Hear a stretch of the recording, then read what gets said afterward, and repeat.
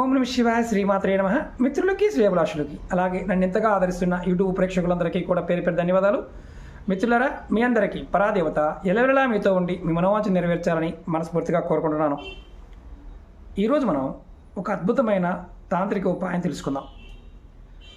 ఎవరైతే ఎన్ని పూజలు చేసినా ఫలితం రావడం లేదు అనేవారు, అలాగే మాకు కులదైవానికి సంబంధించిన దోషాలు ఉన్నాయండి, కులదైవ శాపాలు ఉన్నాయని జ్యోతిష్ చెప్పారండి అనేవారు, మా ఇంటి వాస్తు బాగోలేదు, మేము అద్దింట్లో ఉంటున్నాము, మాకు కలిసి రావడం లేదు అనేవారు ఈ ఉపాయాన్ని ఖచ్చితంగా ప్రయత్నించేయండి. అలాగే కొంతమంది ఇంట్లో పూజా మందిరాలు ఏర్పాటు చేసుకుంటారు. అంటే దేవుడు గుడి అంటాం. చిన్నవాళ్ళైనా పెద్దవాళ్ళైనా కొంతమంది పెద్దగానే కట్టుకుంటారు. దాంట్లో విగ్రహాలు పెడుతూ ఉంటారు, పటాలు పెడుతూ ఉంటారు, యంత్రాలు పెడుతూ ఉంటారు, రకరకాల తాంత్రిక వస్తువులు కూడా పెట్టి ఆరాధిస్తూ ఉంటారు. ఎంత చేసినప్పటికీ కూడా పని అనేది అవ్వదు, అంటే విజయాలు సాధించలేరు. దానికి కారణం చాలామందికి తెలియకపోవడం కారణం ఏంటంటే ఆ ఇంటికి ఉన్న శక్తిని వారు వినియోగించుకోకపోవడం. అంటే అసలు ఇంటికి సంబంధించి ఎక్కడ దేవతా శక్తి ఉంటుంది, మనం పని మీద వెళ్తున్నప్పుడు ఎక్కడ ఆరాధించాలి, ఎలా చేయాలి, ఏ విధంగా చేస్తే ఫలితం వస్తుందో ఈ వీడియోలో చెప్తాను మీకు నేను. అలాగే మీకు ఈ వీడియో నచ్చినట్లయితే లైక్ చేయండి, ఛానల్ని సబ్స్క్రైబ్ చేసుకోండి, పక్కనే ఉన్న గంట సింబల్ని యాక్టివేట్ చేసుకొని 10 మంది మిత్రులకి షేర్ చేయండి.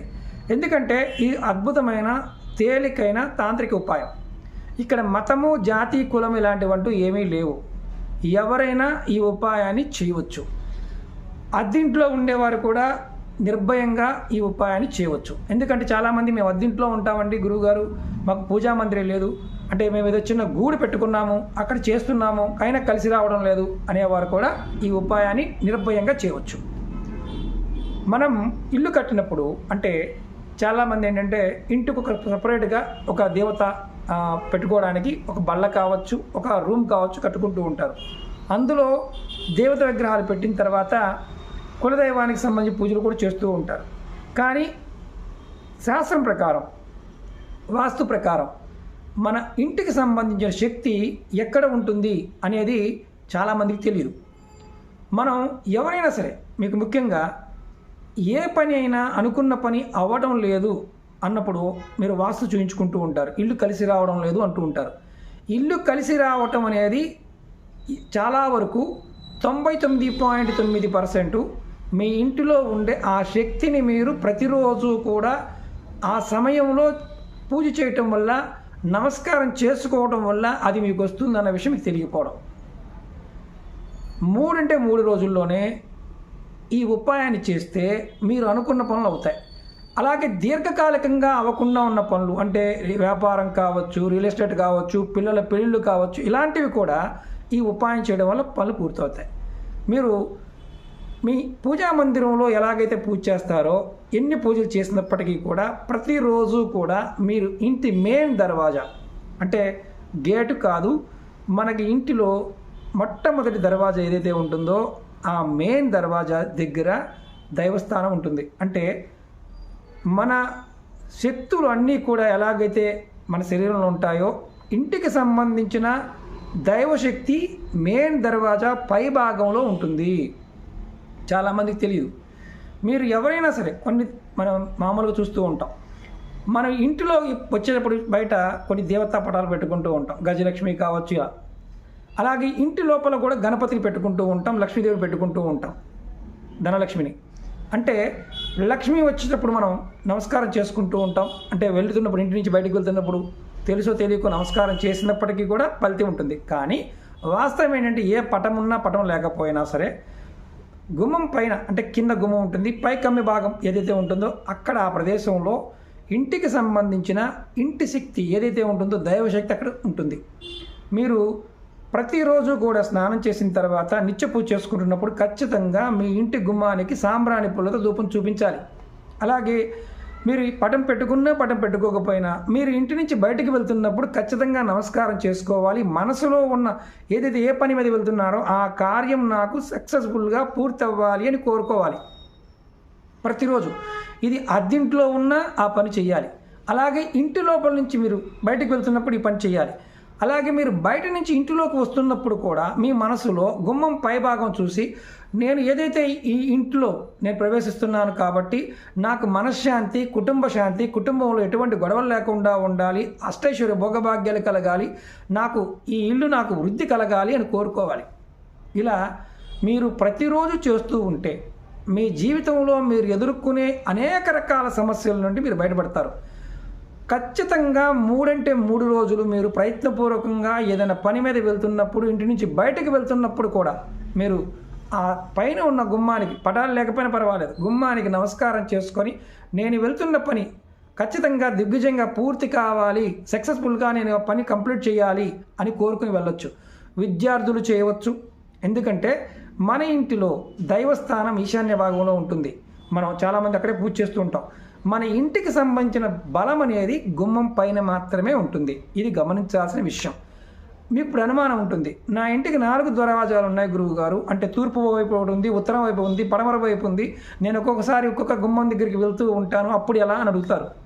మీరు చేయవలసింది ఏంటంటే, మీరు ఏ గుమ్మం దగ్గరికి వెళ్ళినా మెయిన్ దర్వాజా మీ ఇంటికి మొట్టమొదటిగా ఆ ఇంటికి గృహప్రవేశం చేసినప్పుడు ఒక దర్వాజా పెడతారు ఇంటి నుంచి బయటికి వెళ్ళడానికి. ఆ దర్వాజా దగ్గర నమస్కారం చేసుకోవాలి పై భాగాన్ని చూసి. ఇది నెంబర్ 1 పాయింట్. మరి మాకు షాపులు గురువు గారు మాకు షట్టరే ఉంది, మరి మా పరిస్థితి ఏంటి? షట్టర్లకి ఇది వర్తించదు. ఓన్లీ గుమ్మం పెట్టినప్పుడు మాత్రమే, అది కూడా చెక్కతో చేసిన గుమ్మాలకి మాత్రమే వర్తిస్తుంది. ఇప్పుడు సిమెంట్ గుమ్మాలు పెట్టాం గురువు గారు, మరి మా పరిస్థితి ఏంటి? ఇది కూడా క్వశ్చన్ ఉంటుంది.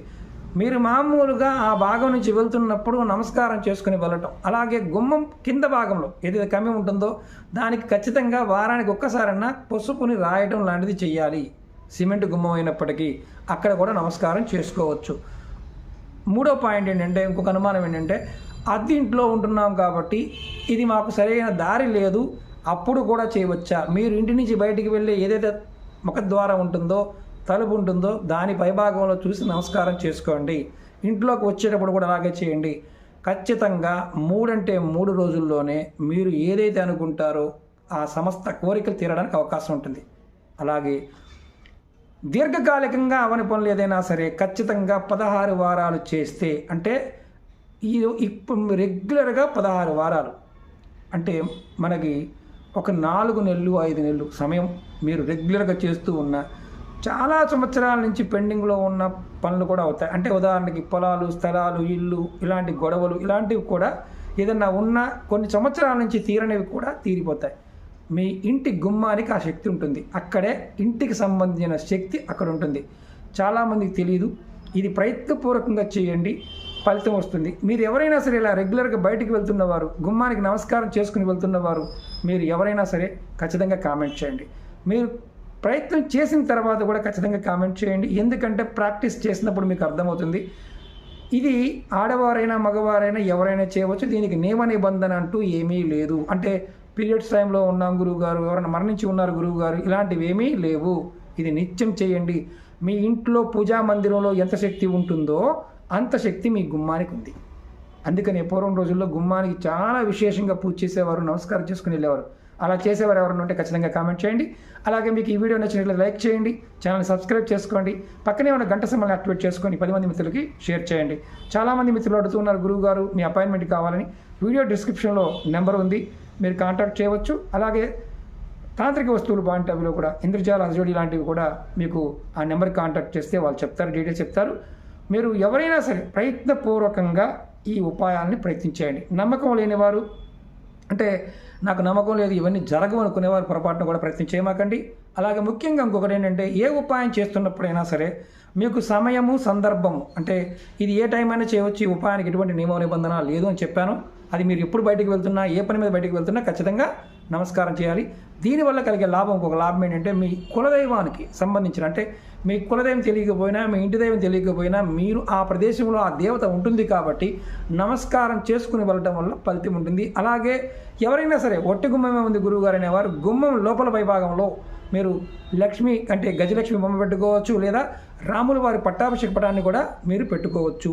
మీరు వెళ్తున్నప్పుడు అలా చెప్పి వెళ్ళినా సరే ఫలితం అనేది ఖచ్చితంగా వస్తుంది. వేరే మతాల వాళ్ళు ఏమీ లేకపోయినా గుమ్మానికి నమస్కారం చేసుకొని మీ కోరిక చెప్పుకొని వెళ్ళండి, ఖచ్చితమైన ఫలితం పొందుతారు. ఎందుకంటే ఇది అనుభవపూర్వకంగా చాలామంది ప్రయత్నం చేస్తూ ఉంటారు. వారి యొక్క అనుభవంలో కూడా ఇవి జరుగుతూ ఉంటాయి. పెద్దవాళ్ళని అడగండి, వాళ్ళు చెప్తూ ఉంటారు. ఓకే మిత్రులారా, ఓం నమః శివాయ, శ్రీమాత్రే నమః.